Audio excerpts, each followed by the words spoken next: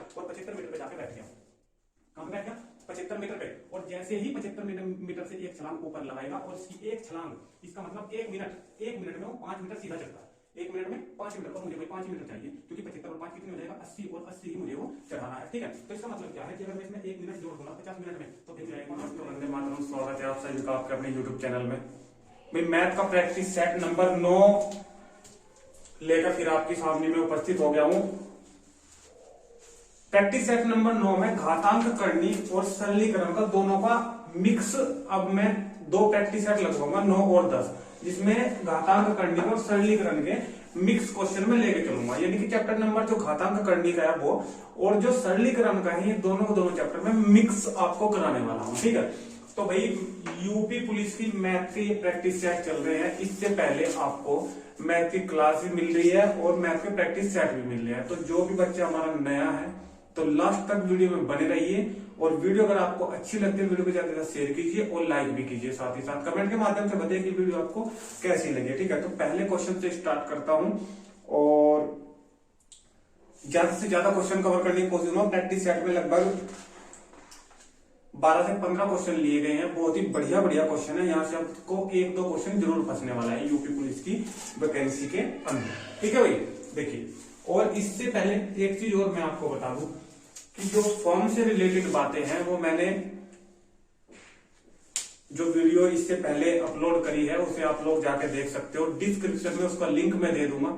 Form कितने डले हैं, आप लोग किस प्रकार तैयारी करें कि आपका नंबर सिलेक्शन हो जाए, और जनरल वालों की फाइट अदर स्टेट की किसकी साथ है, यूपी में किसकी साथ है, ओबीसी, एसटी और एससी वाले किस प्रकार बच सकते हैं उससे, ये सारी बातें मैंने आपके सिलेक्शन के लिए आपको क्या प्रोसीजर करना है, ये पूरा का पूरा मैंने डिस्क्रिप्शन में लिंक दिया है। वीडियो पे जाके क्लिक कीजिए और पूरी की पूरी वीडियो अगर आप लोग लास्ट तक देखते हो तो पूरा मैटर आपको समझ में आने वाला है। ठीक है भाई, चलिए क्वेश्चन नंबर 1 पे चलते हैं। सबसे पहला क्वेश्चन,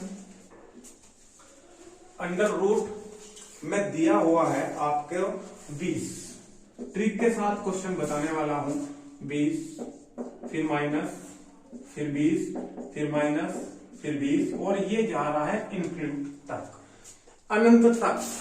ये आपको देखना है क्वेश्चन में कि क्वेश्चन यहीं पे थम रहा है, ये है उसमें या फिर नहीं है। अगर ये है तो ट्रिक किस प्रकार लगाओगे, अगर ये नहीं है तो फिर आपको किस प्रकार क्वेश्चन सोल्व करना है। अगर अनंत तक जा रहा है तो ये अनंत तक जा रहा है, इसकी ट्रिक आपको क्या प्रयोग करनी है ये आपको मैं आज बताने वाला हूं। सबसे पहला क्वेश्चन है और बढ़िया क्वेश्चन है, आने लायक क्वेश्चन है एग्जाम में। देखिए, ये जो आपको कंडीशन मिलेगी अंडर रूट के अंदर इस प्रकार के क्वेश्चनों में, ये आपको सेम मिलेगी।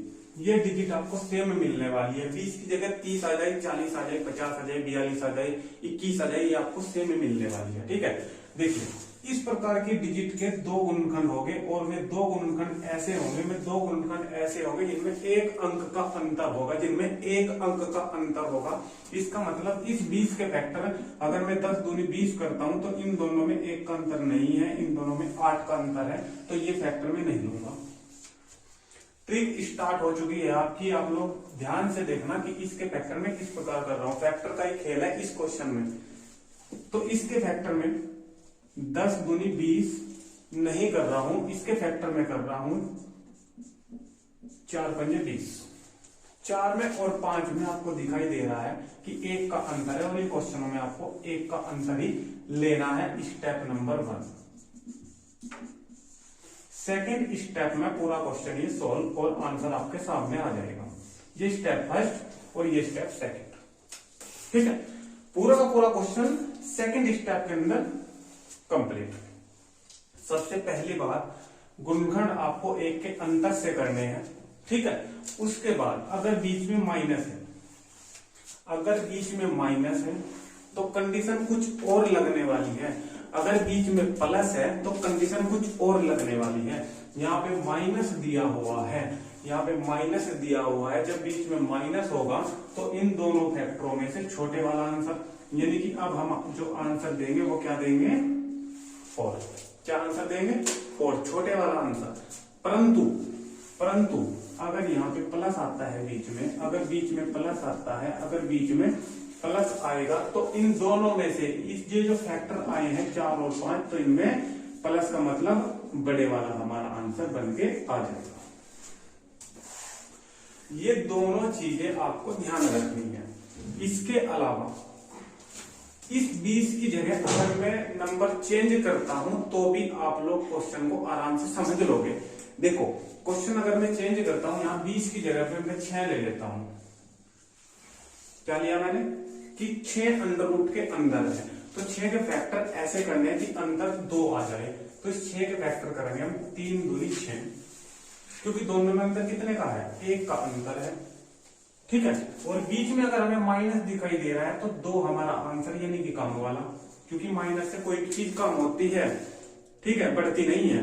लेकिन अगर बीच में प्लस का चिन्ह आ जाए तो बड़े वाला आंसर, तो फिर आंसर क्या देंगे, 3 देंगे। ठीक है, इस तरह का क्वेश्चन आपकी समझ में आ चुका होगा। अगर मैं आपको एक एग्जाम्पल और देता हूं, फॉर एग्जाम्पल अगर आपको मिल जाए 42 अंडर रूट के अंदर इसी प्रकार और माइनस ही लगा हुआ हो, तो इससे सबसे पहले इसके जो गुणनखंड है वो 21 दूनी 42 नहीं करोगे, क्योंकि वहां 19 का अंतर है।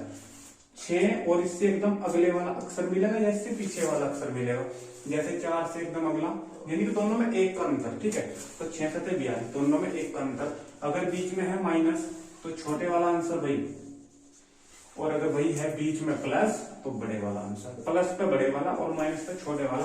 आराम से ये ट्रिक आप लोग याद रख सकते हो। जिसकी ये ट्रिक समझ में आ चुके हैं तो कमेंट बॉक्स में आंसर देना है मुझे कि आप लोग 30 इन सभी अंडर रूट के अंदर 30 लिखा हुआ है, लेकिन चिन्ह जो है बीच में वो प्लस का है। तो मुझे आप लोग आंसर बताओगे कि इसका आंसर क्या आने वाला है, कि इसका आंसर क्या आने वाला है। तो ये पहला क्वेश्चन आपका कंप्लीट और ये ट्रिक भी आपकी कंप्लीट। क्लियर, स्क्रीनशॉट ले सकते हो पूरे का।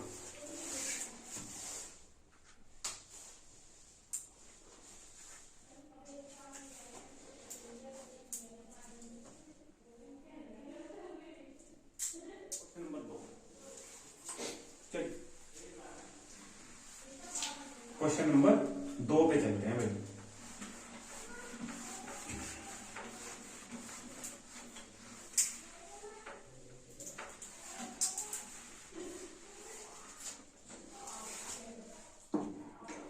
लगाइए भाई क्वेश्चन नंबर 2 लगाइए। देखिए स्क्रीन पर आपको क्वेश्चन नंबर 2 दिखाई दे रहा होगा। क्वेश्चन में आपके सामने एक बार लिख दे रहा हूं, 2 की घात 60। क्वेश्चन है 2 की घात 60, 3 की घात 48, 4 की घात 36 और 5 की घात 24। ठीक है, ये 4 आपको घात में संख्याएं दी गई है। में से सबसे बड़ी संख्या कौन सी है, हमें निकालनी है सबसे बड़ी संख्या। कौन सी निकालनी है, सबसे बड़ी संख्या। ठीक है, इस प्रकार के क्वेश्चन में आपसे सबसे बड़ी संख्या भी पूछ सकता है और भाई छोटी संख्या भी पूछ सकता है। कौन सी, छोटी संख्या भी पूछ सकता है। ठीक है, तो बड़ी और छोटी संख्या निकालने के लिए इस प्रकार के क्वेश्चनों में आपको क्या करना है, सबसे पहले तो हमें यह दिख रहा है कि इसकी घात जो है 60 है, 48 है, 36 है, 24 है। इतनी बार इनकी मल्टीप्लाई, 2 की 60 बार मल्टीप्लाई अगर हम कराएंगे तो भाई पूरा का पूरा टाइम इसी में बीतने वाला है एग्जाम का, और क्वेश्चन होकर आपको नहीं देगा। तो इन क्वेश्चनों के लिए मैं आपको बता रहा हूं कि इन क्वेश्चनों के लिए ही ट्रिक्स है जो शॉर्ट में क्वेश्चन को आराम से सोल्व करा देगी। ठीक है, तो मैं यही चीज मैं आपको पिछले वाले जो मेरी क्लासेस पहले भी हुई है तो मैंने उनमें इसलिए ही ये चीजें बताई है कि जो हमारा मेथड के थ्रू अगर आप लोग क्वेश्चन को सोल्व करते हो, मतलब कि जो क्वेश्चन मेथड के थ्रू कराने के होते हैं उन्हें मैं मेथड के थ्रू कराता हूँ, और जो शॉर्ट ट्रिक जिनमें चाहिए और आप लोग याद रख सकते हो तो उन क्वेश्चनों को मैं ट्रिक के माध्यम से कराता हूँ। आपको खुद ही दिख रहा है कि इतनी बड़ी कैलकुलेशन हम नहीं कर पाएंगे, तो आप लोग इन सब का मैं से निकाल सकते हो। जो घात है तो घात का आप लोग क्या निकाल लोगे, मैं से। ठीक है, 60 का, 48 का, 36 का और 24 का मैं से क्या होता है, जो इन सबको डिवाइड करे, जो इन सबको डिवाइड करे। तो भाई मैं से इनका निकल के आ जाएगा 12। ठीक है, फैक्टर आप करके देख लोगे 60 के, 48 के और 36 के और 24 के। ठीक है, क्लियर है, जो इन सबको डिवाइड करेगा। क्लियर, तो में से कितना होगा 12, उस 12 से हम किसको भी डिवाइड करेंगे 60 को, जिन घातों का हमने में से निकालना है उन्हीं घातों को हम डिवाइड करेंगे। ठीक है, 12 पंजे 60 की घात बची 5, 12 चौक 48 और 12 दिया 36 और 12 दूनी 24, यानी कि हमने जो इनकी घातें हैं वो उस में से डिवाइड करा दी। अब ये जो संख्याएं आ रही हैं इनको लिख लो। ठीक है, मैं एक बार ये जो बड़ी संख्या पूछ रखी है थोड़ी नीचे को लिख दूंगा, यहाँ पे क्वेश्चन हमारा कंप्लीट हो जाएगा। ठीक है, देखिए बड़ी संख्या हम यहाँ पे निकाल देंगे, बड़ी संख्या। ठीक है, दोनों निकाल देंगे, छोटी और बड़ी। 2 की घात 5, अब आप लोग इसको आराम से सोल्व कर सकते हो। 2 की घात 5 को हम 32 लिख सकते हैं, 3 की घात 4 को हम 81 लिख सकते हैं, 4 की घात 3 को हम 64 लिख सकते हैं और 5 की घात 2 को हम 25 लिख सकते हैं। और इनमें हम आराम से ये बता सकते हैं कि बड़ी संख्या कौन सी और छोटी कौन सी है। बड़ी आपको 81 दिख रही है, इन चारों में क्या दिख रही है 81, तो आंसर आपको 81 नहीं मिलने का। ये तो तरीका है, शॉर्ट तरीका करने का क्वेश्चन को देखने का कि बड़ा कौन है छोटा कौन है। यहाँ आपको जो 81 मिला है वो किससे प्राप्त हुआ है, वो 3 की घात 48 से प्राप्त हुआ है, तो इसका मतलब 3 की घात 48 हमारा बड़ी संख्या है, ये हमारा आंसर। कोई दिक्कत? छोटी की बात करें तो इन सभी में छोटी संख्या हमारा 25 और 25 किससे प्राप्त हुआ है 5 की घात 24 से, तो भाई 5 की घात 24 हमारा ये आंसर। क्लियर? तो ये पूरा क्वेश्चन भी हमने इस तरीके से सीख लिया। ठीक है, स्क्रीनशॉट ले लो और भाई नेक्स्ट क्वेश्चन पे चल जाए।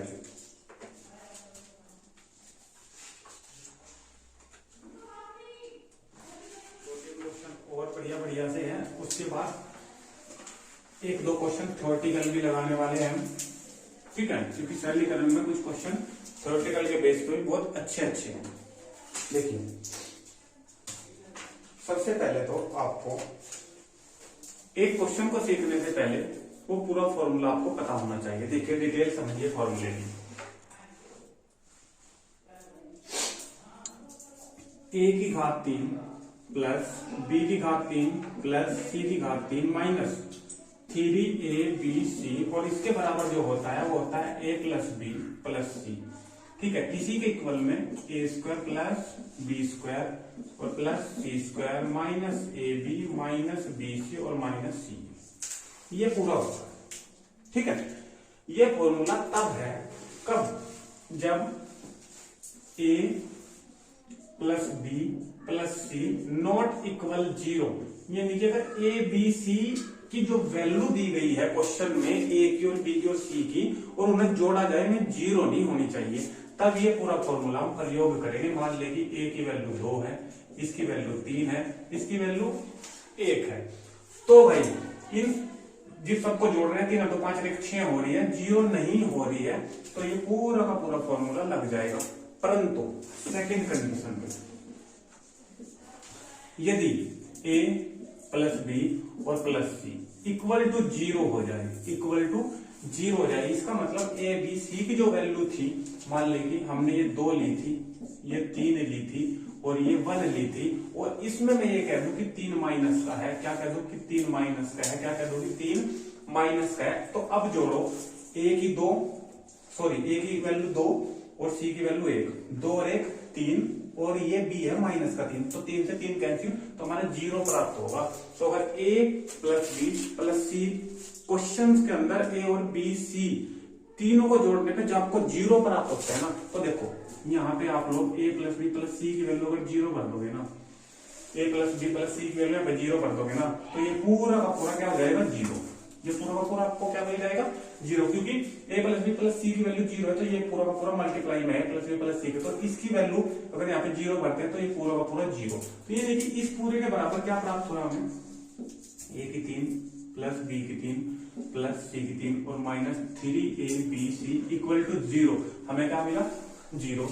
इस माइनस को उधर दे, तो माइनस के 3abc को उधर जाकर प्लस का, a की 3 प्लस b की 3 प्लस c की 3 बराबर क्या प्राप्त हुआ हमें abc।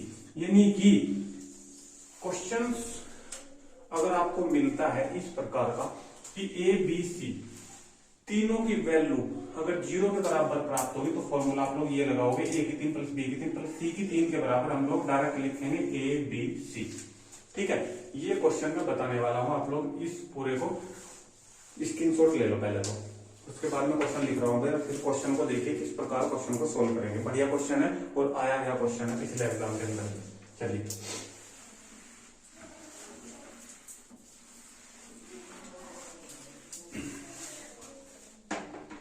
देखिए भाई क्वेश्चन क्या कह रहा है। Question number 3, a minus B की घात 3 फिर प्लस b माइनस सी की घात 3 और फिर प्लस c माइनस ए की घात 3, और जो बटे में दिया गया है वो दिया गया है 9 a माइनस b माइनस सी और c माइनस। ठीक है भाई, ये पूरा क्वेश्चन है और पूछ रहा है कि का मान ज्ञात कीजिए, इस पूरे का क्या ज्ञात कीजिए, मान। ठीक है, देखो अगर इस पूरे को मैं a मानता हूं तो a की 3, इसको b मानता हूं तो b की 3 और इसको c मानता हूं तो c की 3, a की 3 प्लस b की 3 प्लस c की 3, तो इसी के बराबर हमें रखना है जो भी रखना है, a की 3 प्लस b की 3 प्लस c की 3। ठीक है, सबसे पहले a की वैल्यू, b की वैल्यू, c की वैल्यू जोड़ के देखो, अगर जीरो प्राप्त हो रही है, अगर जीरो प्राप्त हो रही है, मैंने बताया था कि अगर a plus b plus c की वैल्यू जीरो प्राप्त हो रही है ना, तो a की 3 प्लस b की 3 प्लस c की 3, इसके पूरे के बराबर हम क्या रख सकते हैं, देखने को मिल रहा है। ये चीज मैं आपको बता चुका हूँ, अगर a plus b plus c की वैल्यू अगर जीरो आपको मिलती है, देखो a की जगह मेरे पास ये है, b की जगह ये पूरा है और c की जगह ये पूरा है। ठीक है, तो अगर इनको जोड़ के देखिए, सबसे पहले तो जोड़िए a माइनस बी फिर प्लस ये b माइनस सी, क्योंकि ये a की बात हो रही है, ये b की बात हो रही है, और इसे मैं मान रखा है, ये मान रखा है मैंने c। ठीक है, इन सबको जब जोड़ते हैं आप लोगों को देखने को मिलेगा ये माइनस का ये है, ये प्लस का कैंसिल, ये प्लस का b, ये माइनस का b कैंसिल, ये माइनस का c और ये प्लस का c कैंसिल, तो हमको क्या मिला है, जीरो मिला है। इसका मतलब a plus b plus c अगर हम करते हैं तो हमको जीरो मिलेगा। तो इस पूरी की जगह a की 3 प्लस b की 3 प्लस c की 3, इस पूरी की जगह आप लोग रख सकते हो क्या, a 3a b और c मल्टीप्लाई में। ठीक है, तो हम पूरी की जगह पर क्या रखते हैं, 3, a की जगह है a माइनस बी और b की जगह है b माइनस सी और c की जगह है c माइनस सी और बटे ये पूरा एज इट इज, क्योंकि इसमें हमें कोई चेंज नहीं किया है। ठीक है, इसमें चेंज करने की जरूरत भी नहीं है, क्योंकि इस पूरे पोर्शन से ये पूरा portion cancel, a minus B से a minus B, b minus C से b minus C, c minus A से c माइनस ए, कितना बचा हमारे पास, 3/9, तो 3 ही कम 3 और 3 दिया 9, तो पूरा का पूरा जो आंसर हमें प्राप्त हुआ है वो क्या है, वो मिला है हमें 1/3। तो इसका आंसर आप लोग दे सकते हो 1/3। इसकी जो वैल्यू प्राप्त हुई है पूरी पूरी कितनी हुई है, 1/3। ठीक है, एक चीज और मैं आपको बता दूं, देखिए अगर ये पूरा का पूरा मैटर मैंने आपको बताया है, ये पूरा का पूरा मैटर समझाया है, इसकी समझाने की जरूरत, जैसे आप लोग अभ्यास करते हो क्वेश्चन को, ये चीज आपको पता है, तो ये पूरा का पूरा क्वेश्चन निकालने की जरूरत नहीं है। डायरेक्टली यहाँ पे आप लोग जान सकते हो कि a माइनस बी से a minus B, b minus C से b minus C, c minus A से c माइनस ए, और उपकर आपको पता है कि 3 ABC आने वाला, तो ऊपर 3 बचेगा, 3 से 3 9 हमारा कैंसिल हो जाएगा, 3 या 9 यानी कि 1/3। इसका डायरेक्ट आंसर निकाल सकते हो। इतना टाइम जो लगता है ये आपको समझाने में और बताने में लगता है, जब आप लोग इसकी प्रैक्टिस करोगे तो खुद डायरेक्टली इसका आंसर निकाल लोगे। चलिए स्क्रीनशॉट ले लें, फिर क्वेश्चन नंबर 4 पे चलते हैं। क्वेश्चन नंबर 4, चलिए क्वेश्चन नंबर 4। क्वेश्चन नंबर 4 भी बहुत बढ़िया क्वेश्चन है, सारे के सारे क्वेश्चन ही मैं बहुत बढ़िया तरीके से आज लेके आया हूं, सारे के सारे क्वेश्चन इंपोर्टेंट है। ठीक है, चलिए क्वेश्चन नंबर 4 आपके सामने जो दिया गया है क्वेश्चन, वो है ब्रैकेट के अंदर 1 माइनस 1/5, 1 माइनस 1/6 और 1 माइनस 1/7। शुरू के 2 ही लिखने की जरूरत है क्वेश्चन को सोल्व करने के लिए। ठीक है, फिर भी मैंने तीसरा लिख दिया है, और लास्ट का है 1/99/100। ठीक है, ये क्वेश्चन आपको मिलेगा, उसका पूछ रखा है उसने कि इसकी वैल्यू क्या होगी, और ये एसएससी की परीक्षा 2008 में भी आया हुआ है। अगर ऑप्शन की बात करते हैं तो पहला आंसर दिया हुआ है 0, दूसरा 1/25, तीसरा 1/50 और चौथा जो दिया है ऑप्शन 1/100। देखो इसकी ट्रिक भी आपको मैं बताऊंगा। देखिए इस क्वेश्चन को आपको करने के लिए सबसे पहले क्या करना है, शुरू के 2 ब्रैकेट ही उठाएंगे, शुरू के 2 ब्रैकेट में से पहला ब्रैकेट और दूसरा ब्रैकेट ही सोल्व करके रखेंगे। देखो ये 1/1/5 है। जैसे इसका ऐसे ले गए आप लोग तो 5 ऊपर, 5 में से 1 माइनस हो जाएगा तो ऊपर बच जाएगा 4/5। फिर ये मल्टीप्लाई में है, मैंने मल्टीप्लाई लगा दी, 6 एकम 6 में से 1 माइनस, ऊपर बचेगा 5 और नीचे वही 6 बच जाएगा। ठीक है, आगे की सोल्व करने की जरूरत नहीं है। अब शुरू के 2 ब्रैकेट सोल्व करने के बाद सिर्फ सबसे लास्ट का सोल्व करेंगे। 100 एकम 100 और उसमें से 1 सेकंड 1/100, ये कितना है 1/100। ठीक है, यहाँ पे 100 आ जाएगा, 100 में से घट जाएगा तो कितना आएगा 99/100। तो शुरू के 2 ब्रैकेट सोल्व करने हैं, ये हमें कर लिए, और सबसे लास्ट का सोल्व करना है बस। ठीक है, ये हमारा इसमें पहला स्टेप रहता है। दूसरे स्टेप में इसका आंसर निकल के आ जाएगा। कैसे निकल के आ जाएगा, सबसे 2 जो पहले वाले हैं उनमें आपको देखनी है कटिंग किस प्रकार की हो रही है, और उन दोनों में सबसे पहली दिन में ये देखना है कि बच रहा है क्या। देखो शुरू के 2 में कटिंग हो रही है 5 से 5 की, और पहली दिन में ऊपर का बच रहा है कितना 4, तो यहाँ पे बच रहा है ऊपर का, तो फिर सबसे लास्ट में से सबसे नीचे का बचेगा यानी कि 100। ठीक है, 4 से 100 कैंसिल हो जाएगा, ये 1 और ये 25 का होते हैं 100, तो हमारा जो आंसर आएगा निकल कर वो कितना आएगा 1/25। ठीक है, यानी कि 1/25। इसका ऑप्शन नंबर आप लोग बी देख पा रहे हो, तो इसका ऑप्शन अगर आप लोग बी लगा दोगे तो बिल्कुल इसका सही आंसर आपको मिल जाएगा। ठीक है, अगर यहाँ पे देखिए 4 से 6 भी कैंसिल हो रहा था, लेकिन यहाँ पे 2 बचेगा, यहाँ पे फिर 3 बचेगा, तो ऐसे कटिंग नहीं करानी है, पूरा का पूरा करना चाहिए। अगर यहाँ पे 4 है तो यहाँ पर भी 4 होना चाहिए, तो फिर 4 से 4 कैंसिल हो जाएगा, यहाँ पे नीचे का बचेगा। अगर पहली भिन्न में से यहाँ नीचे का बचता है तो फिर वहां ऊपर का बचेगा 99। तो पहली भिन्न से ही हमें पता लगाना है कि ऊपर का बच रहा है तो वहां नीचे का बचेगा। यहाँ पे हमें 4 मिला है तो यहाँ पे क्या बचेगा 100। क्लियर? ठीक है, तो ऐसे क्रॉस में बचाना है, यहाँ नीचे बचेगा तो वहां ऊपर बचेगा, ऐसे क्रॉस में। अगर यहाँ बच रहा है तो यहाँ नीचे बचेगा, अगर यहाँ नीचे बच रहा है तो वहां ऊपर का बचेगा। ठीक है, पूरी की पूरी भिन्न उसी प्रकार हम लिख देंगे और फिर इसको कैंसिल करा देंगे, आंसर आपके सामने आ जाएगा। ठीक है, नेक्स्ट क्वेश्चन में चलते हैं। थ्योरेटिकल क्वेश्चन है, बहुत ही मोस्ट इंपोर्टेंट ये हमारा क्वेश्चन है। ठीक है, इसको मैं रख कर दे रहा हूं।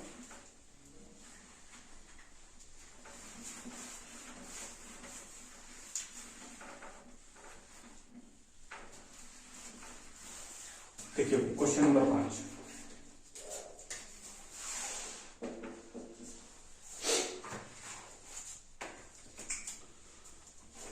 क्वेश्चन नंबर 5 में स्क्रीन पर आपको एक क्वेश्चन दिखाई दे रहा होगा। एक 80 मीटर ऊंचे गोल खंबे पर, सबसे बढ़िया क्वेश्चन है, पूरे सरलीकरण का सबसे बेस्ट क्वेश्चन है भाई, और का चाहे होना हो, लेकिन मेरा सबसे बेस्ट क्वेश्चन है, पहले भी रहा है और अब भी।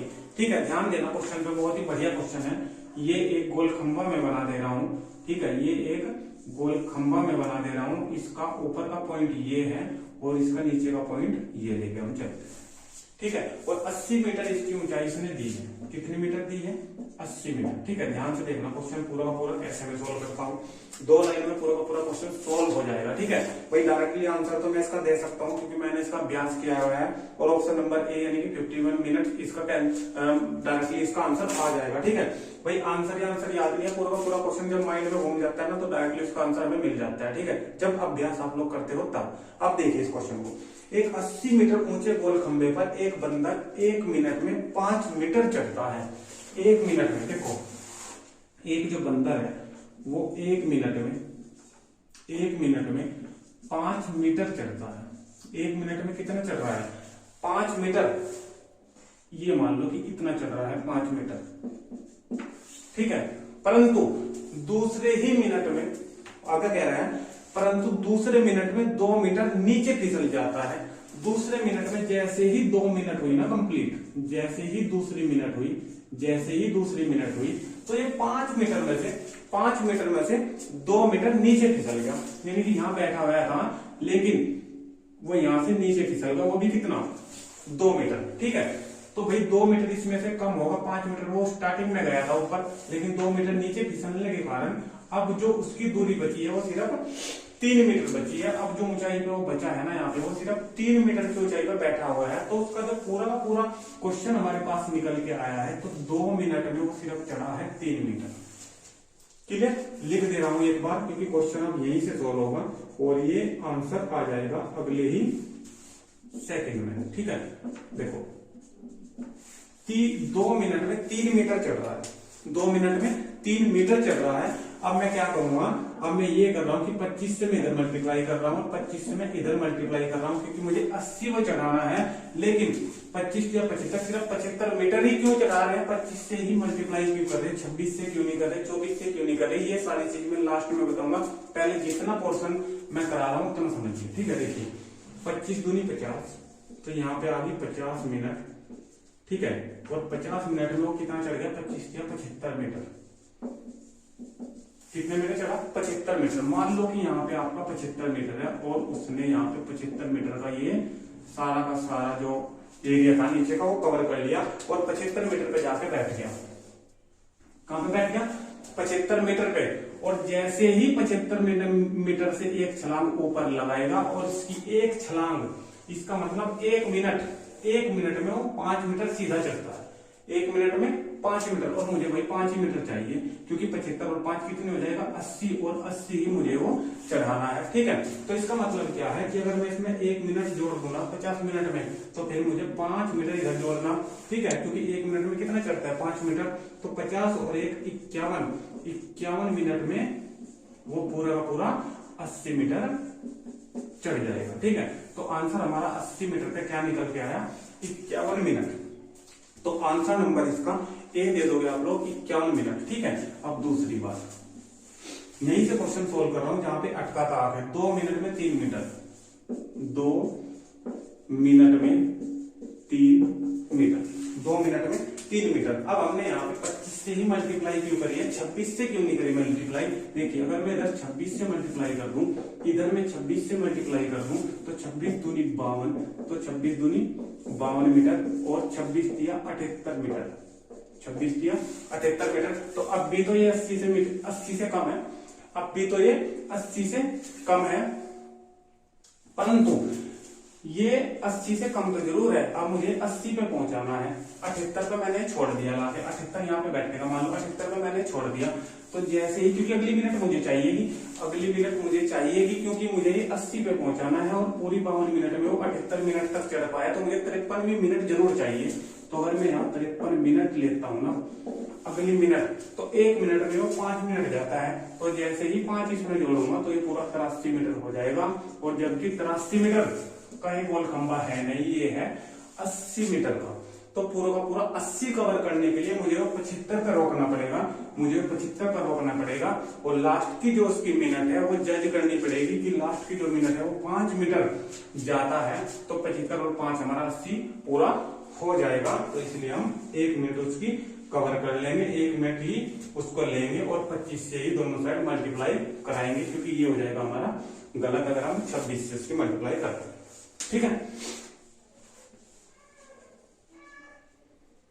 चलिए स्क्रीनशॉट ले लो भाई, बढ़िया क्वेश्चन था वो। नेक्स्ट क्वेश्चन में चलते हैं।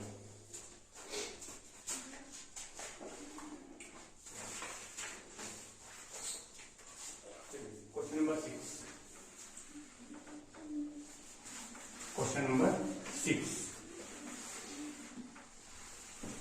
किसी की कोई क्वेश्चन समझ में ना आए प्रैक्टिस सेट में, तो कमेंट के माध्यम से बता दिया करे भाई, ठीक है। कमेंट के माध्यम से जरूर बताया करें। देखिए नेक्स्ट क्वेश्चन नंबर 7।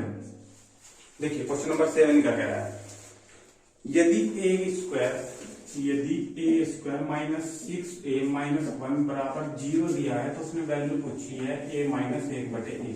क्या वैल्यू पूछी है, a माइनस 1/a का मान क्या होगा। ऑप्शन जो है वो है 3, 6, 12 और 24। 3, 6, 12 और 24। इस प्रकार के समीकरण जैसे ये बच्चे देखते हैं तो इस पे गुणनखंड करने लग जाते हैं। क्या करने लग जाते हैं, गुणनखंड। जबकि a माइनस 1/a अगर इस समीकरण से आप लोग बना लेते हो ना, तो डायरेक्ट आंसर आ जाएगा, ना गुणनखंड करने की जरूरत है, कुछ भी करने की जरूरत नहीं है, ठीक है। कैसे, देखो आप लोग क्या करोगे, सबसे पहले इसमें से पूरे पोर्शन में से अगर आप लोग a कॉमन ले लोगे ना, पूरे पोर्शन में से a कॉमन ले लो। जैसी जो चीज कॉमन होती है, जो चीज हम कॉमन लेते हैं ना, वो पूरे के पूरे पोर्शन को डिवाइड करती है। तो a अगर इसमें से कॉमन लिया तो सिर्फ यहाँ पे क्या बचा, a, क्योंकि नीचे इसके बटे a लिखा है, a कैसे, a कैंसिल जो हमने कॉमन लिया है, माइनस 6a, इसके बटे में a लिखेंगे, a से a कैंसिल, सिर्फ 6 बचा। क्लियर? इसके बटे में a लिखेंगे, ये कटने का नहीं, ये एज इट इज ऐसे ही आ जाएगा और बराबर में 0। दिक्कत? ठीक है। अब ये मल्टीप्लाई में है ये, तो a उधर या तो a बराबर 0 ले सकते हो या फिर a को 0 के बटे में बचाकर 0 कर सकते हो। अब जो बची है सिर्फ वैल्यू ये बची है मेरे पास, और इसमें से भी आपको दिखाई दे रहा है a माइनस 1 बटे, इसी की वैल्यू मुझे निकालनी है। ठीक है, तो सिर्फ इतना छोड़ दो यहाँ पे a, ये माइनस 1 बटे a। ठीक है, ये माइनस का 6 है और 0 से उधर बचाओगे तो प्लस का हो जाएगा। तो a माइनस 1 बटे की वैल्यू कितनी आई? 6, जो ऑप्शन नंबर आपके सामने बी है। ठीक है, तो इस प्रकार भी आप लोग क्वेश्चन को निकाल सकते हो, ना कि गुणनखंड के तरीके में फंस के बैठ जाओ और पूरा का पूरा जो टाइम है एग्जाम को इसी क्वेश्चन में दे दो। ठीक है, चलिए नेक्स्ट क्वेश्चन पे चलते हुए, ये क्वेश्चन नंबर 7 भी हमारा कंप्लीट। एक बहुत ही ज्यादा आसान क्वेश्चन लिया है मैंने, अगर आप लोगों ने करा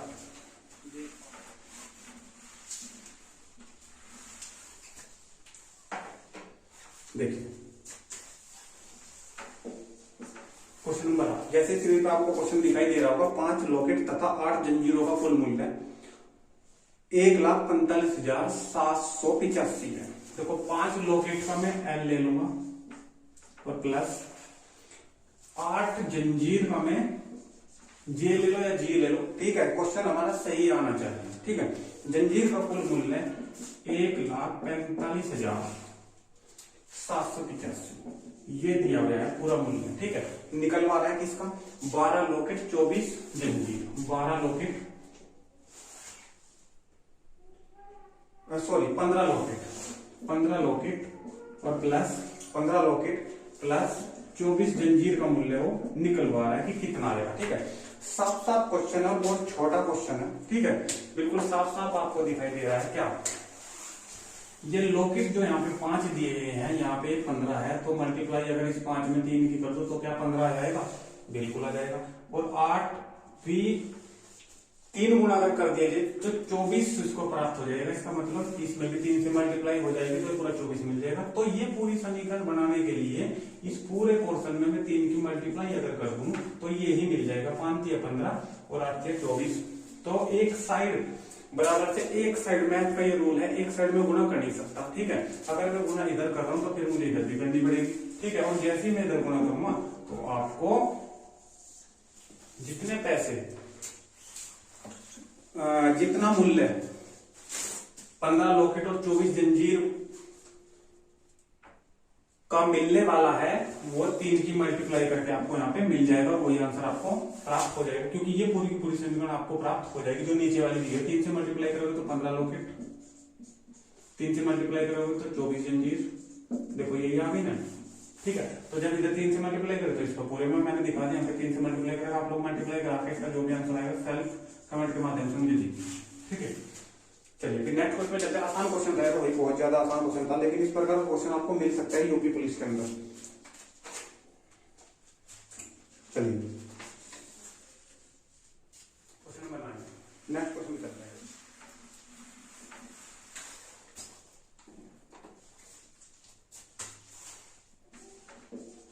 देखिए क्वेश्चन नंबर 9 क्या कह रहा है, ये कह रहा है कुछ टॉफियां बच्चों के एक समूह में इस प्रकार बांटी गई कि प्रत्येक को 7 टॉफियां मिली तथा 14 शेष बच गई। बांटने के बाद यदि इस समूह में 2 अधिक बच्चे होते तो कोई टॉफी नहीं बचती।